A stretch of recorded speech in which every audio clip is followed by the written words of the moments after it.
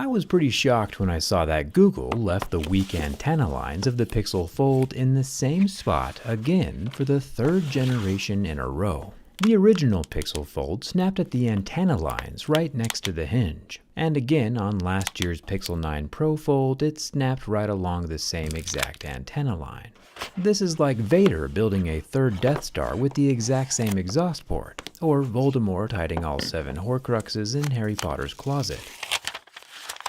Or maybe Superman mailing kryptonite to all his arch nemesises on their birthdays. Henry Ford said the only real mistake is the one from which we learn nothing. And I'm not saying that Google hasn't learned nothing, nor am I saying that a durability test is the only decision by which to base your phone buying experiences off of. But the definition of insanity is doing the same thing over and over and expecting different results. You don't gotta be Einstein to realize that after the first 2 catastrophic failures, it might be time to move that antenna line.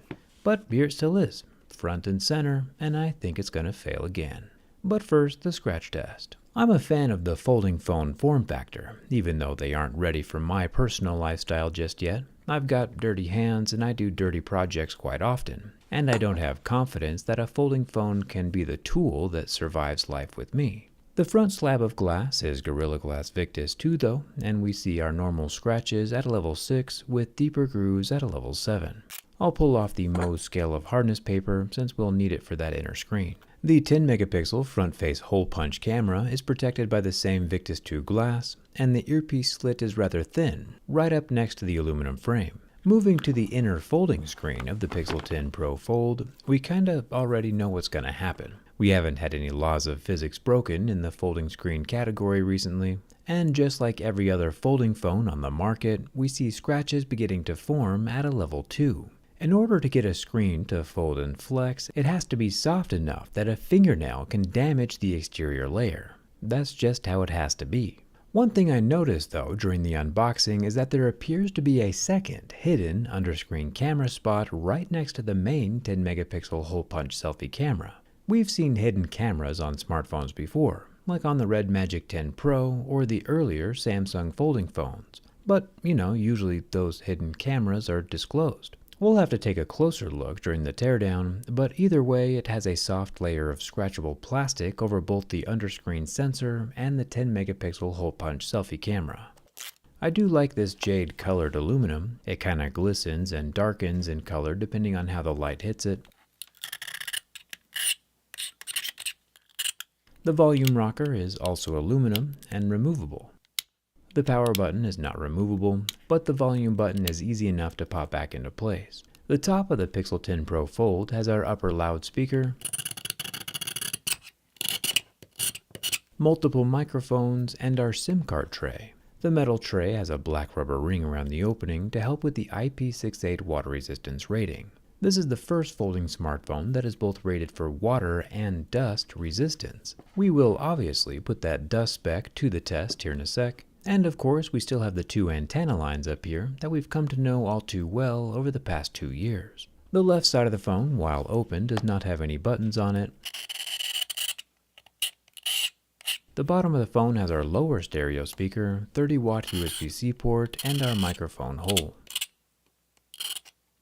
If you notice, the actual microphone hole is much smaller than the exterior microphone opening. This is to make sure no hardware gets damaged if someone accidentally puts their SIM card removal tool in the wrong hole. You won't be able to damage the actual microphone or the waterproofing inside.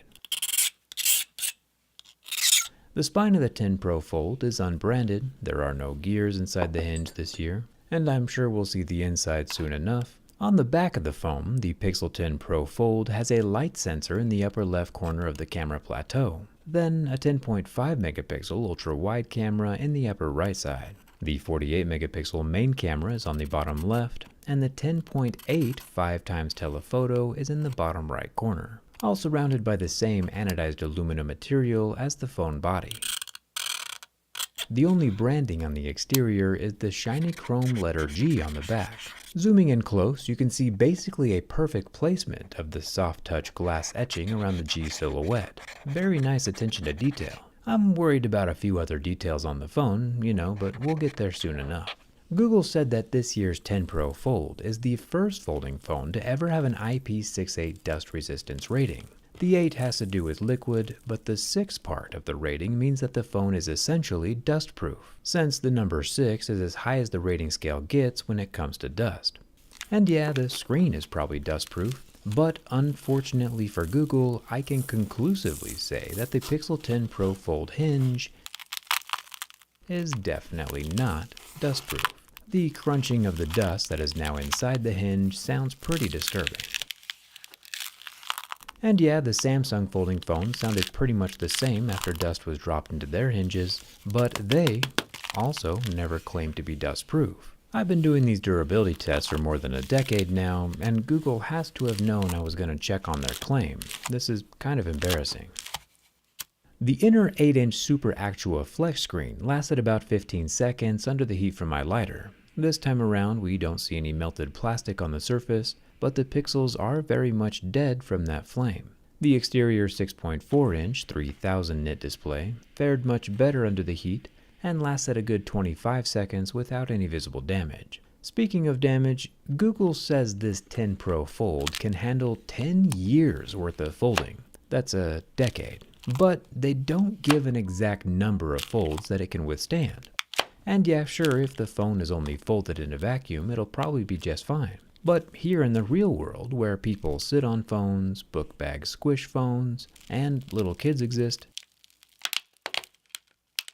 the Pixel 10 Fold just ain't gonna make it.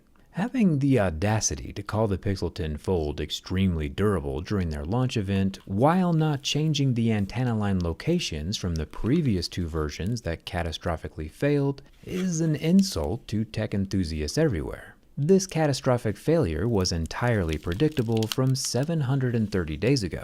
For sure, hype up the phone, but don't lie about it being durable if you didn't change anything to make it more durable. Google tried nothing to beef up the structure, and they're all out of ideas. Not only is the antenna line broken up at the top, but it looks like the two antenna lines along the left side are also bent. This is by far the weakest folding smartphone I've ever tested. And it gets worse. Straightening it back out for round 2, the battery decides it's had enough.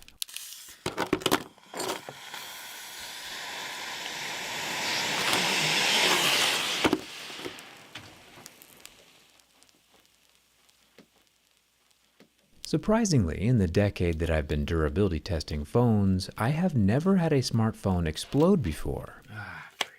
The Pixel 10 Pro Fold is the first phone to go up in smoke. Thumbs up for thermal runaway, I guess. And for sure, this is definitely an extreme test, but I've also subjected every mainstream smartphone made in the past 10 years to these exact same tests.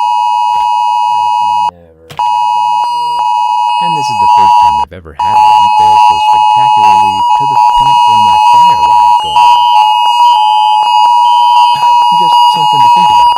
Don't put an open Pixel 10 Pro Fold in your back pocket or your buns could get toasted. I don't even think I really have to say it, but the Pixel 10 Pro Fold fails my durability test catastrophically. We still need to check on that hidden camera though under the pixels on the folding display, so the teardown must continue. If you're interested in fixing stuff, I'll have my own folding premium portable toolkit linked in the description.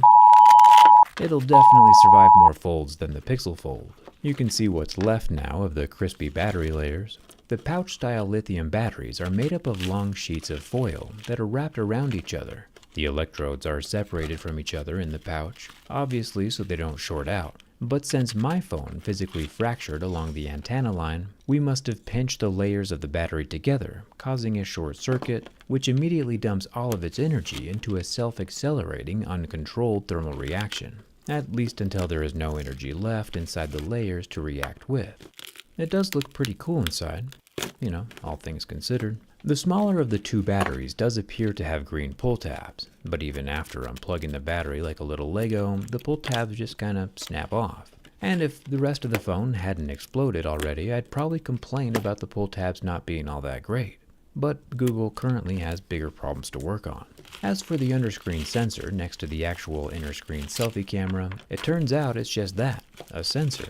There is no lens. This sensor can check for proximity and light, but only as a sensor without any lens on top of it. There's no way the sensor can take pictures or images like a normal camera would, so there's nothing to worry about. But maybe, if Google decides to make another folding phone in the future, we'll see them ditch the hole punch at some point and just put an underscreen camera. I would, however, recommend that before Google attempts anything else, they should relocate the antenna lines near the hinge. Or not, either way, I'll be here next year to keep them in check. Hit that subscribe button so you don't miss it, and thanks a ton for watching.